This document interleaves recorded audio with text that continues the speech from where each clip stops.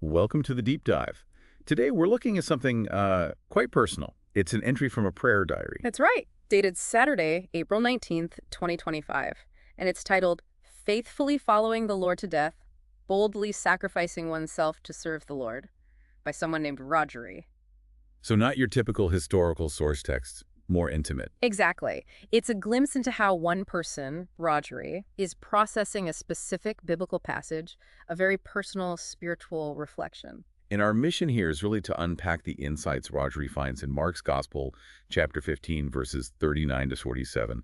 That's the bit about Jesus' crucifixion. Yes, and how Rodgery connects those events, the reactions of the people there to living out faith today. What really jumps out is how Rodgery focuses on the different people present and how they reacted. Right. Rodgery uses these figures, the centurion, the women, Joseph of Arimathea, almost like representations of different ways of believing or maybe different points in a spiritual journey. Okay, let's dig into that. First up, the centurion. Rodgery points out this guy was a Roman officer. Yeah, overseeing crucifixions was part of his job. He'd seen death, a lot of it. He wouldn't be easily impressed. And Rodgery highlights that the centurion's big statement, this man was truly the Son of God. It wasn't because Jesus suddenly escaped or performed a miracle then. No, it was how he died, right? Precisely, that loud cry just before breathing his last. Apparently, that was very unusual, quite striking. So Rodgery sees this as, well, significant.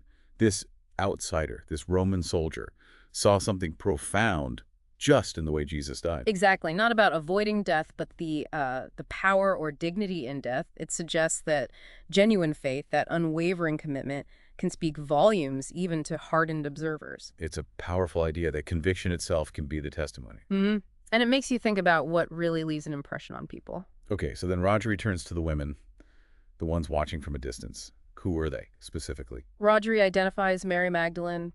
Jesus had healed her. Then Mary, the mother of James the Younger and Joses. Rodgery mentions she is Jesus' mother. And Salome. Salome, who was Jesus' aunt, basically. Mother of James and John. That's the one. And Rodgery stresses these weren't just random onlookers. They had followed Jesus, served him all the way from Galilee. They were there through thick and thin. Right, a long-standing commitment. And Rodgery draws this sharp contrast, between their loyalty and the disciples, the men, who mostly scattered in fear. That's a key point. They stayed, even at the crucifixion, arguably the most dangerous and, well, despairing moment. Yeah, they stayed.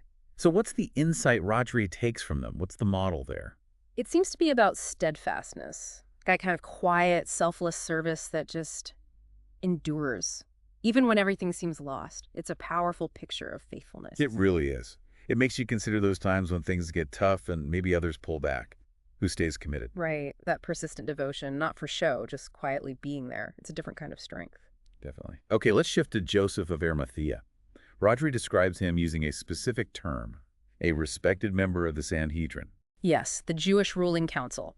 And, importantly, someone waiting for the kingdom of God, a secret follower of Jesus, essentially. But he's got this internal conflict going on. Huge conflict. Rodgery points this out.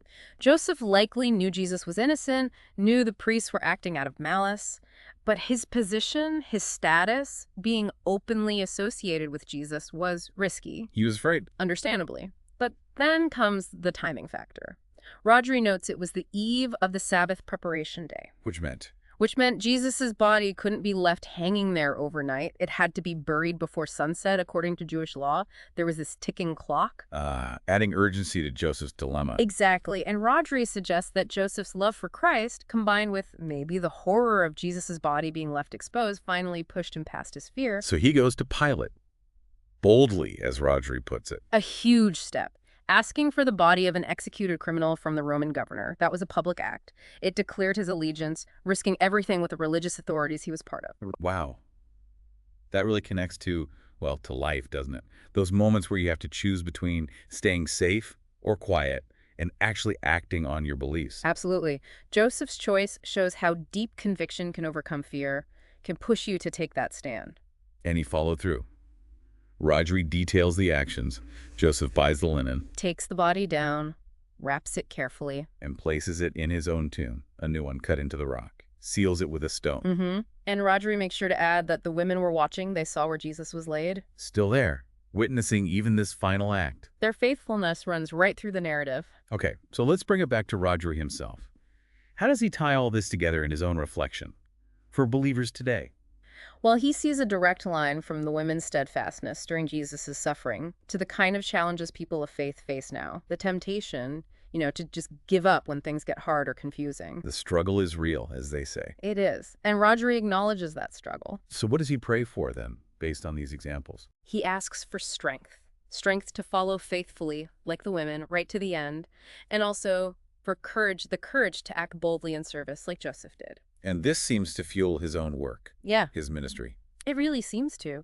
He mentions leading daily prayer, discipling others, encouraging them to hang on through difficulties.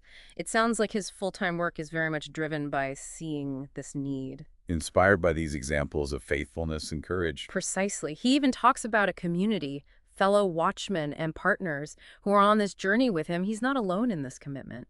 It sounds like he sees his calling as helping others navigate those same challenges, staying faithful like the women, acting boldly like Joseph. Yeah, that's a good way to put it. He's drawing direct inspiration and a sense of mission from these biblical figures. So wrapping up this deep dive, we've journeyed through Rodri's very personal take on Mark 15. We saw the centurion moved not by spectacle, but by the manner of Jesus' death. We reflected on the women, their quiet, persistent service right through the darkest hours, contrasting with the disciples' fear. And then Joseph of Arimathea, overcoming personal risk and fear to act decisively out of conviction and love. And Rodri weaves these threads together, showing how witnessing unwavering faith can ignite belief, how consistent service matters deeply, and how courage is often needed to truly live out what we profess, especially when it costs something. Which leaves us, and you listening, with something to think about. When have you seen that kind of quiet, steadfast commitment in your own life? Maybe in someone facing hardship or just sticking to their values day in, day out. Or think about those times you faced a choice. Play it safe, or step out based on what you believe is right. How do these stories from nearly 2,000 years ago resonate with that? What does it really mean for you to follow something you believe in to the end? That's worth mulling over.